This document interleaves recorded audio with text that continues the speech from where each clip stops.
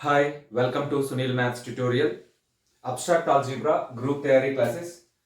Let us prove a theorem from cyclic subgroups. Every subgroup of a cyclic group is cyclic. One of the very important theorem. Every subgroup of a cyclic group is again cyclic.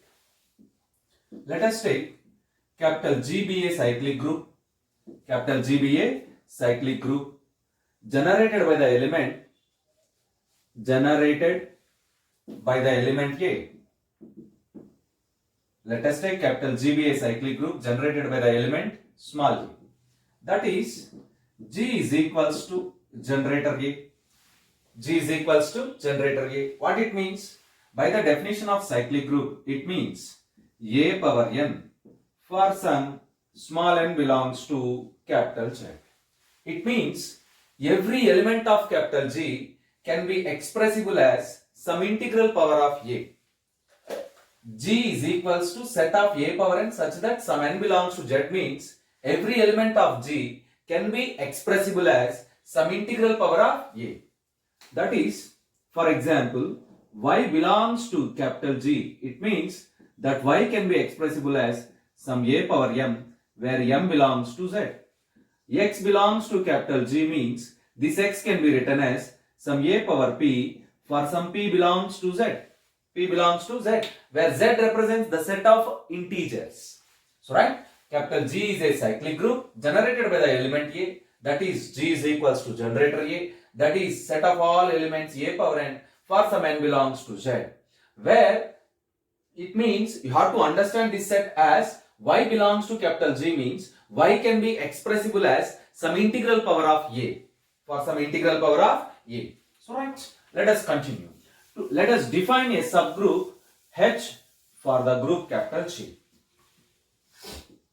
Let capital H be a subgroup, capital H be a subgroup of capital G. Our statement is every subgroup of a cyclic group is again cyclic group. G is cyclic and H is a subgroup of G. We have to prove that. H is cyclic. We have to prove that H is cyclic. If H is cyclic, then our statement is clearly fulfilled. Every subgroup of the cyclic group is cyclic. Right.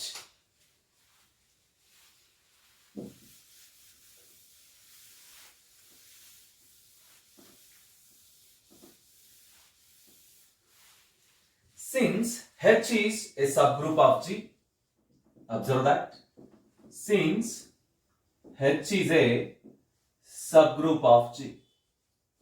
What it means? Clearly H is subset to G.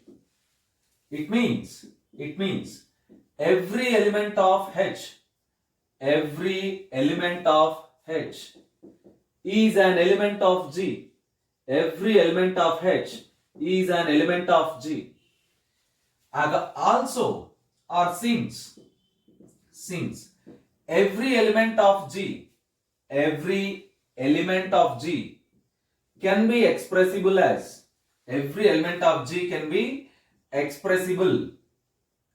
be expressible as some integral power of A.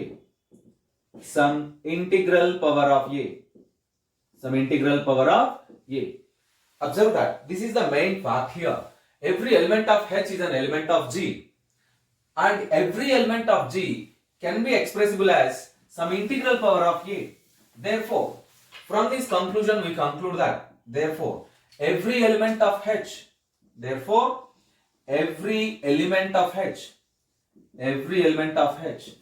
can be expressible as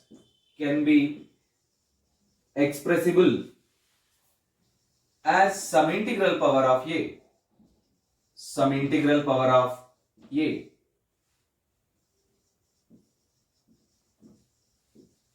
Observe this. This is the fact.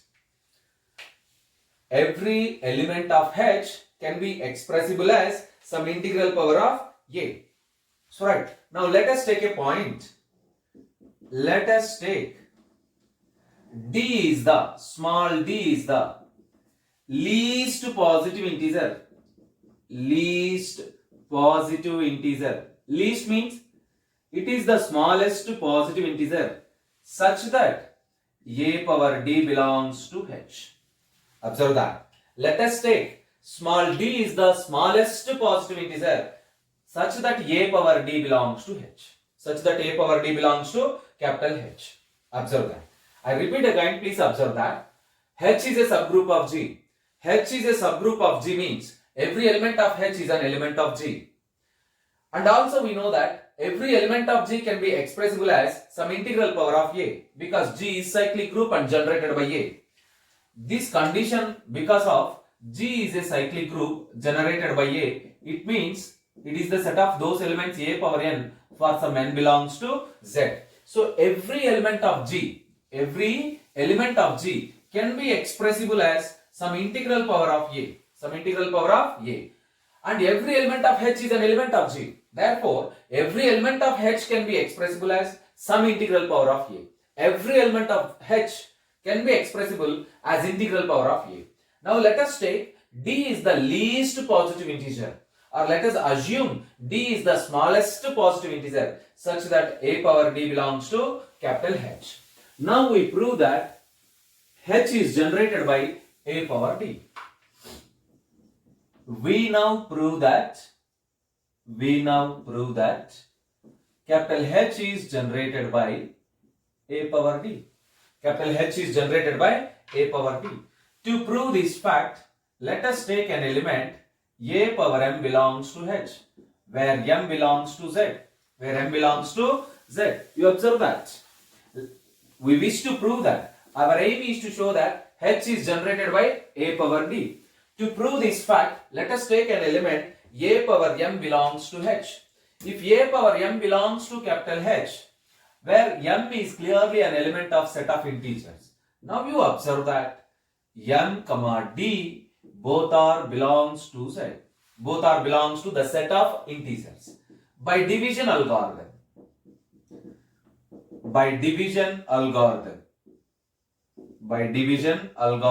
in the set of integers Z, there exist two integers, small q and r. Q represents quotient and r represents remainder, such that m is equals to dq plus r, comma, where the remainder is either is equals to 0 or 0 less than or less than d. You observe that. M and d are integers. We know that division algorithm holds in Z.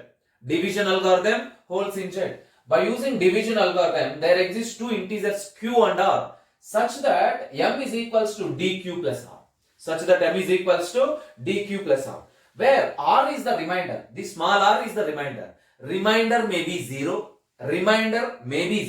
or remainder is less than d. Right? Let us take r is equals to 0. Let us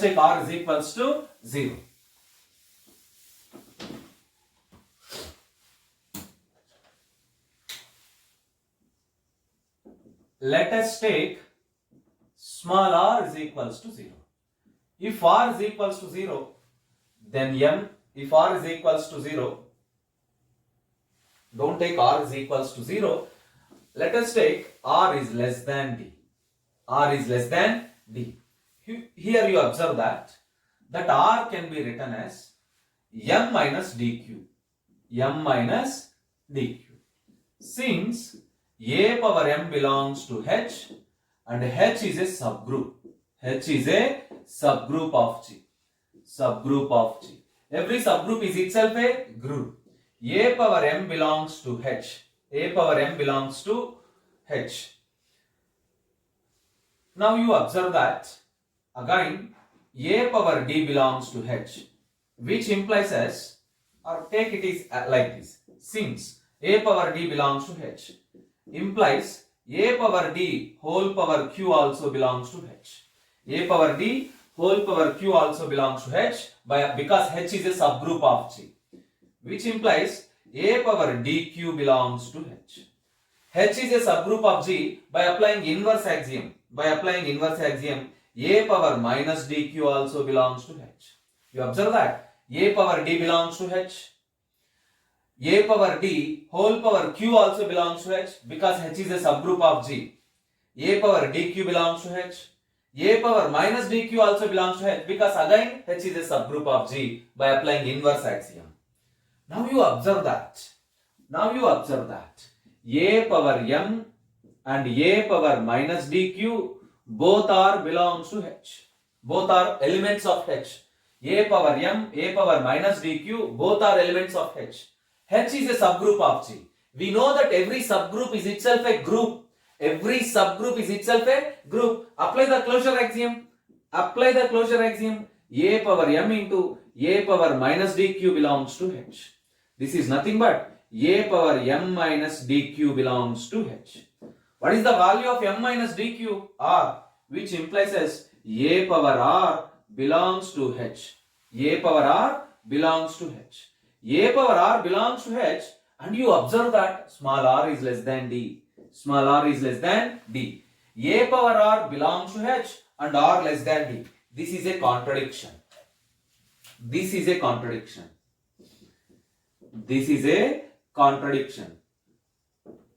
Because we assume that d is the smallest integer. Because small d is the smallest integer. Such that a power d belongs to H. Actually, we assume that d is the least positive integer or smallest integer, satisfying that a power d belongs to H. But we get one more positive integer, r less than d. R is the smallest integer than d, such that a power r belongs to H. This is a contradiction. This contradiction exists because of your assumption r less than d. We assume that r is less than d. That's why here is a contradiction. So our assumption is wrong. Hence, small r is not less than d. If small r is not less than d, then the remainder is equals to 0. If r is equals to 0, observe that. If r is equals to 0, then m is equals to dq plus r becomes m is equals to dq only. Observe that m is equals to dq plus r. If r is equals to 0, then m is equals to dq. Now you observe that a power m can be written as a power dq. This is nothing but a power d whole power q. Therefore, every a power m belongs to capital H. Every a power m belongs to capital H can be expressible as some exponent of a power d, as integral power of a power d. That is, H is equals to generator a power d. H is generated by a power d. That is, H is a cyclic subgroup. That is, capital H is a cyclic subgroup. Therefore, we conclude that every subgroup of cyclic group